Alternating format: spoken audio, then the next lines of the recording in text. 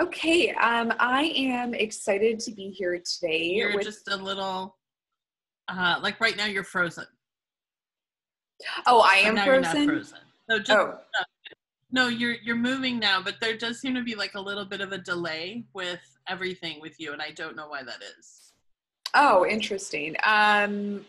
Well, yeah, I'm not quite sure. I don't know what I can do about that. Let Oh, me. no, it's fine. I just wanted to let you know.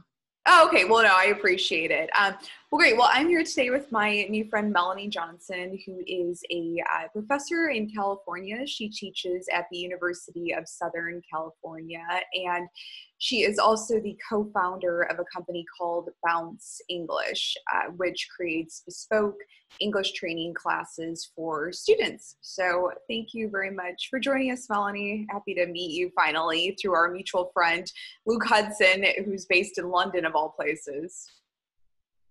Yeah, yeah. I lived in London for a long time. That's how I know him.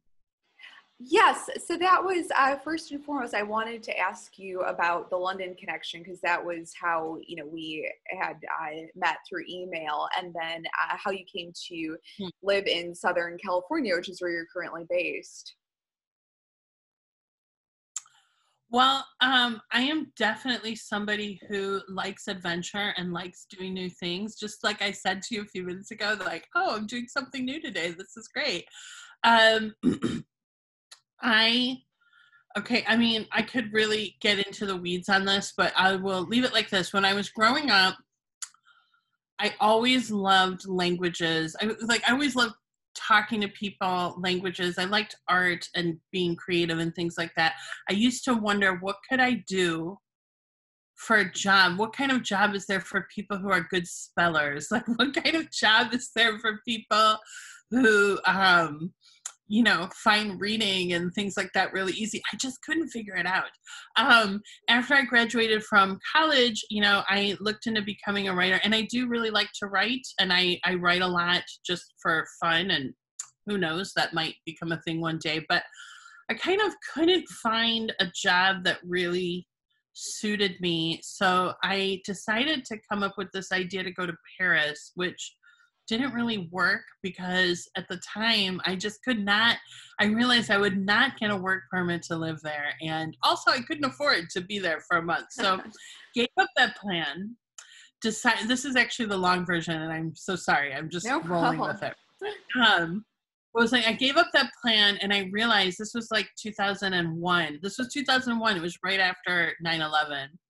I realized I could save enough money to go to Prague and do training to become an English language teacher, because I had hit on this idea, why don't I become an English language teacher? Then I could travel, and I didn't really want like a normal job.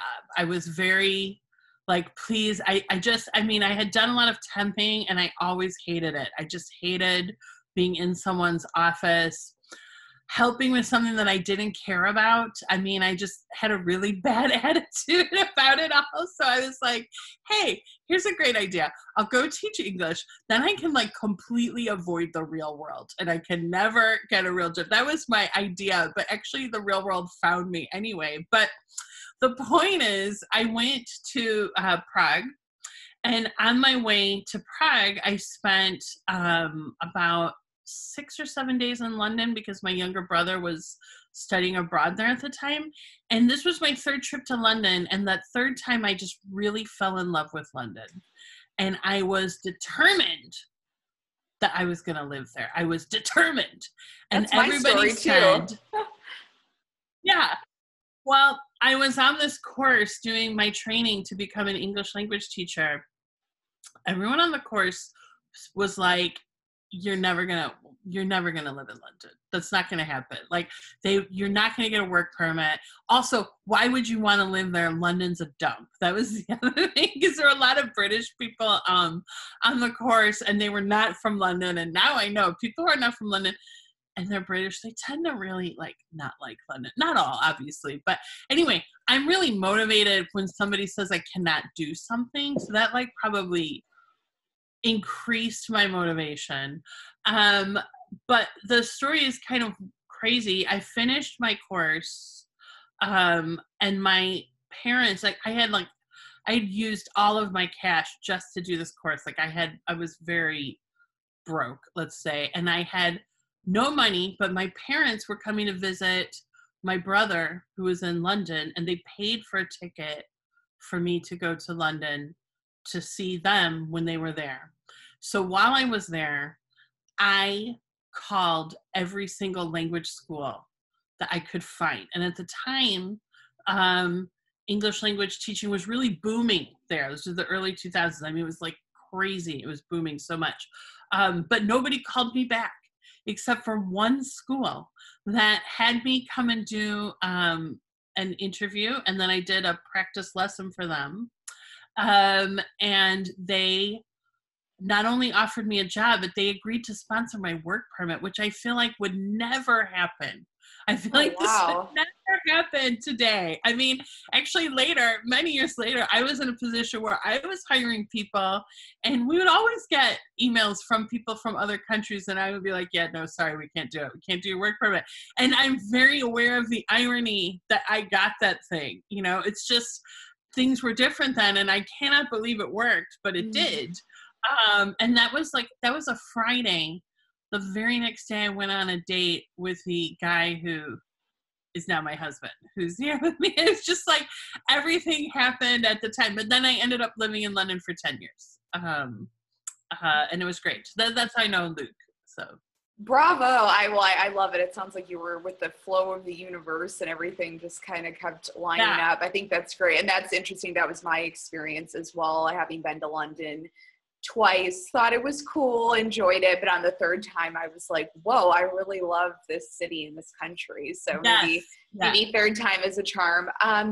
Okay, great. Well, let's talk about your school that you started, which, you know, as you mentioned in your email, recently transitioned from half its classes being held online to now, obviously, considering what's happening with the quarantine, 100% of your classes are held online. So basic question, when did you start the school and decide to go off on your own? And what are bespoke English training courses or language training courses?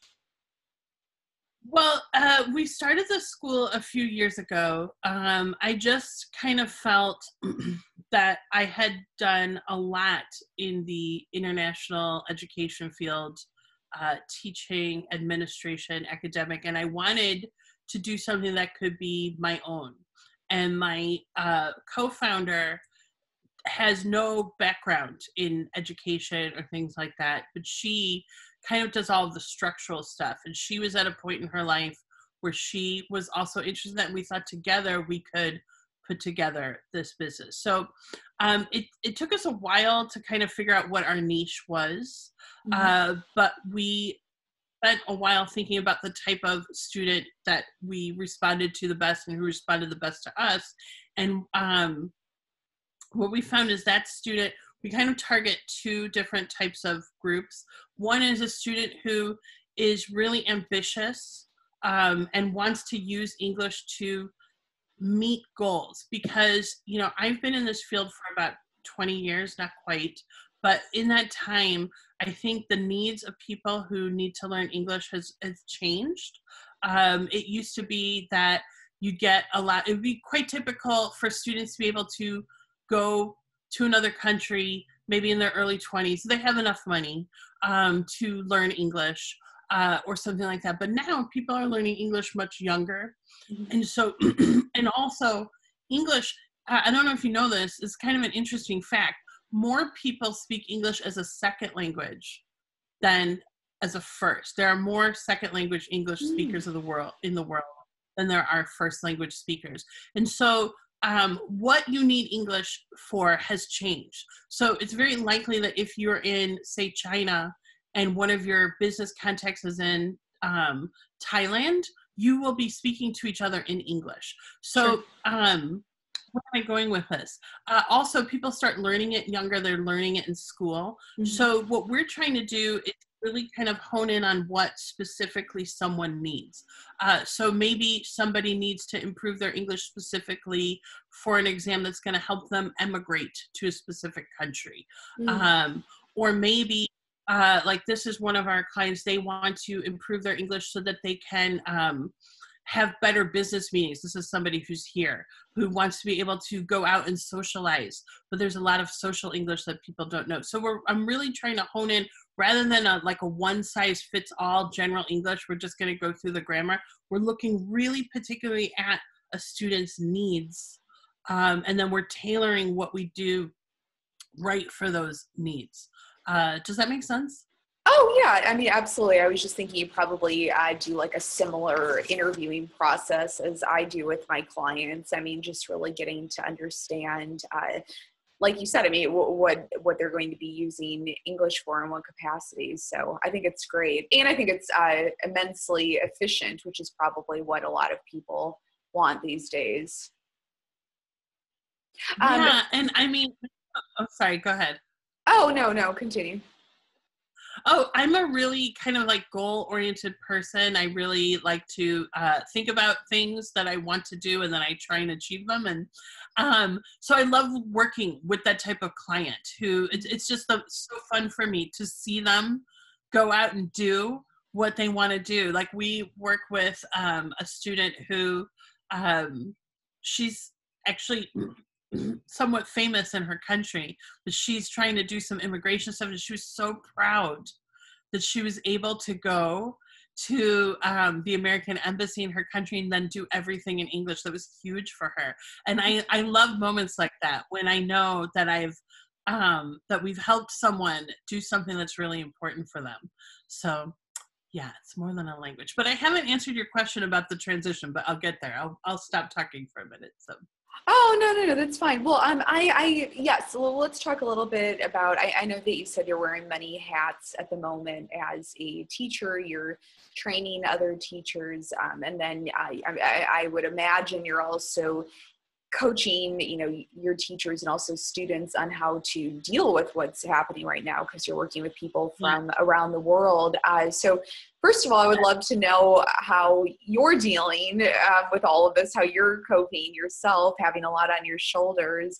And then, yes, I would love to talk a little bit about what it's like to transition 100% online, and if you feel like you have the same impact or if it's just a different kind of impact. I actually feel very fortunate because I was already doing 50% of my work online anyway. So to transition fully to online has probably been easier for me. Plus, I feel like I'm actually doing what I love.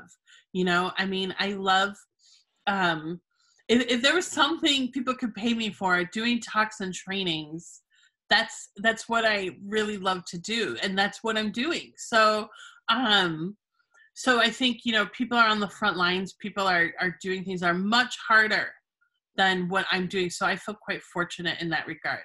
But it's still a transition because my classes I'm teaching at University of Southern California, those were meant to be done face to face. So to plan on suddenly switching to a totally different style is challenging. You really have to think about it. I mean, and I have seen that it's been really difficult for my students too, because they're all over the place and they weren't expecting that. So for things that were meant to be online, it's fine, no change. But things that weren't, that is a little bit more difficult. And the other thing that I would say is that in education in general, there's been a big push to like very quickly move us onto online, because obviously that gives continuity to the students.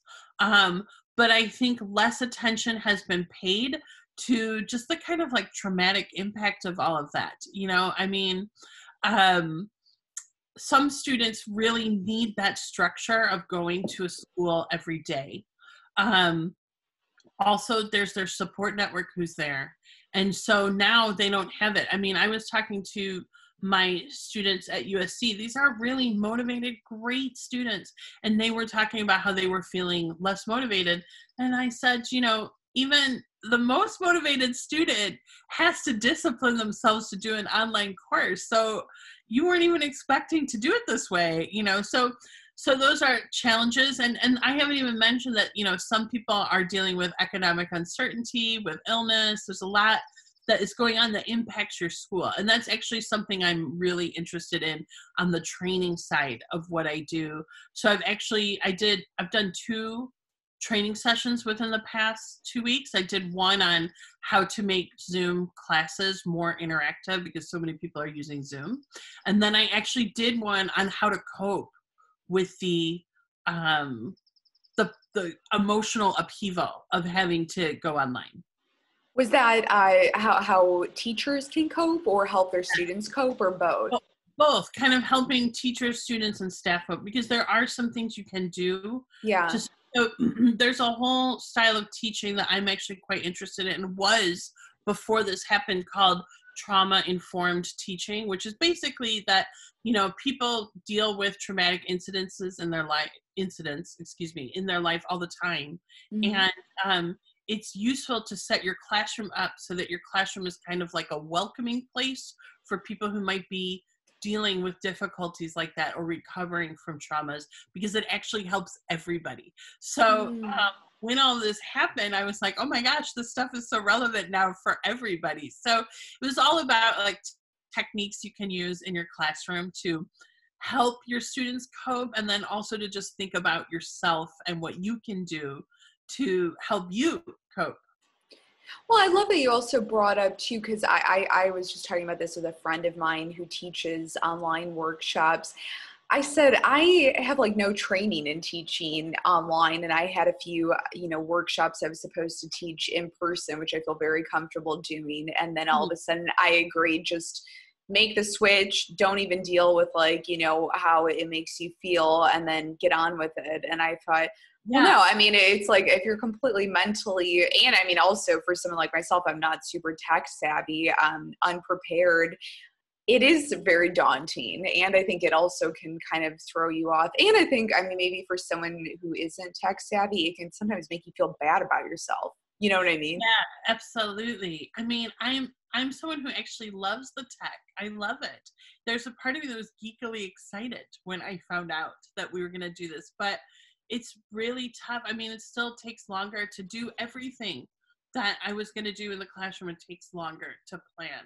And that's somebody who feels confident with this stuff. And even I feel nervous sometimes. Sure, absolutely. So what advice would you give other teachers, since you are a teacher trainer, you know, maybe who are right now, I know I have a lot of teacher friends who are struggling to move their classes online. You know, would you tell them to have grace with themselves, or what's maybe some sort of sage advice you could give them? I would definitely say to be gentle with yourself. I mean, they probably know that, but I would, because I just feel like this is not a normal semester. It's not going to be. If we are online in the fall, which I think is quite possible, it will be a little bit different because we'll have had some time to think about it. We'll have had some time to plan. Everything this semester happened so fast that everybody, I think, is still kind of in coping mode to some extent. Mm-hmm. So it's just not going to be normal. I feel like I am kind of lucky because my particular field, I'm not in K through 12, so I have more freedom. The rules and the laws in many states were not built for COVID-19 in terms of what you've got to do. Mm-hmm. Definitely, and I really think teachers know this too, be gentle with your students. But I'm a big believer in making sure that you take time to take care of yourself. You can't solve your students' problems for them. But as teachers, many of us, myself included, went into this field because we want to help people. We want to make people's lives better. And so when you see your students struggling, your heart just goes out to them. and I think we should do what we can, but we can't solve their issue. We can't. So make sure that you also take some time to take care of yourself. Anything that helps you feel a little bit less stress. Like, I mean, I love to read. I actually like to have sun breaks. I have a beautiful front yard, so I like to spend some time out there. Mhm. Whatever works. That would be my advice. And here's a big one, because I think a lot of people who are not tech savvy feel pressure to have these great lessons. Your lessons don't have to be great right now. Sometimes it's just useful to talk to your students. Like, they just need you to be there for them. But when you're planning, plan your lesson first and think about the tech second. Don't think about the tech first and then your lesson. It'll be much more stressful.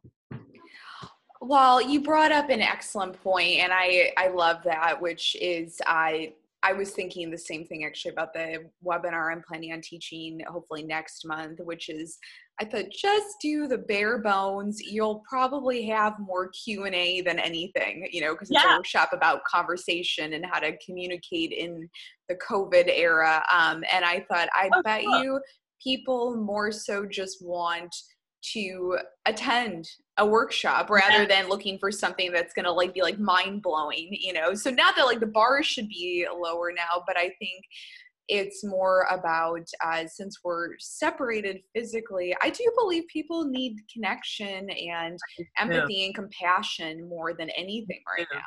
Me too.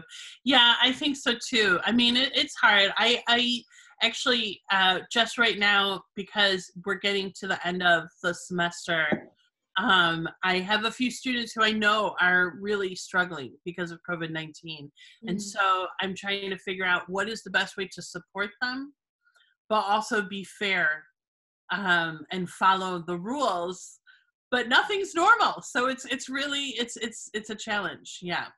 Yeah. Well, I would love to just ask you quickly about, I know that you're really passionate about working with your students who have lost incomes, which I think is a huge thing right now. I mean, I believe a lot of people's stress is coming from not only the loss of finances, but possibly healthcare. So, I mean, the fact that you're willing to either put classes out there for free or work with them, within the confines of their budget, I think is really wonderful. So maybe we could chat about why that's important to you and maybe how you're going about it. Okay. I believe that everybody should have access to education. And one thing that my business partner and I have tried to build into our business is that we're always going to be trying to give back in some way. And actually, when all of this happened, because we have a student who's in China, so we kind of had a window on what might happen here because we've been working with this student for a while. So we saw them go through lockdown and things that they did. And one of the things that I suspected was that people would want to do classes or things like that from home. So when we started to go on lockdown here, I just thought, this is a perfect time to just do some free classes for people, because I know that there are people who want and need the stuff we can teach them, but they can't really afford it right now. So that's been going really well, and I actually think it's made me think that when all of this finishes, I would like to do about 20% of everything we do to just be given away. Free classes, scholarships, people who really need the help. So I don't know if that makes sense, but that's really what we're trying to do. And then I've come up with this crazy idea that I'm in the process of working on right now, which is a teach-a-thon. I'm going to be running a 24-hour teach-a-thon on May 2nd. And I'm still putting it all together now. I have half the teachers and I'm still publicizing it, but a few weeks ago, I don't know if you've seen these pictures of lines at food banks. It just really got to me, these huge lines of cars going into food banks in Texas and Pennsylvania and places like that. And I thought to myself, what can I do to help these people? I really want to do something to help. And I thought, well, I could teach. Hey, why not do a teach-a-thon? So I have connections all over the world through teaching, students and teachers. So right now I'm putting together 24 hours of lessons for teachers and students. So some of it will be for students, different aspects of language, but some of it will be for teachers, training on how to do different things. And then all you have to do is give us your email. We'll give you access to the 24-hour stuff, and then you can donate. You can donate when you sign up, or you can donate while you're watching. I have no idea how this is going to go. Will it be successful? Will it be a failure? Will it be great? I don't know. But I feel like I have to try. You know, it's something I could do. So yeah, I don't know if that answers your question, but I'm always trying to think of things that I can give to other people. I feel like that's really important. I actually feel like that's why we're here. You know, like we all have, I guess the way I see the world is we all have unique gifts that we can share in a positive way. And that's what I really want to do. I want to leave this world a better place than I found it. So I love that. I'm going to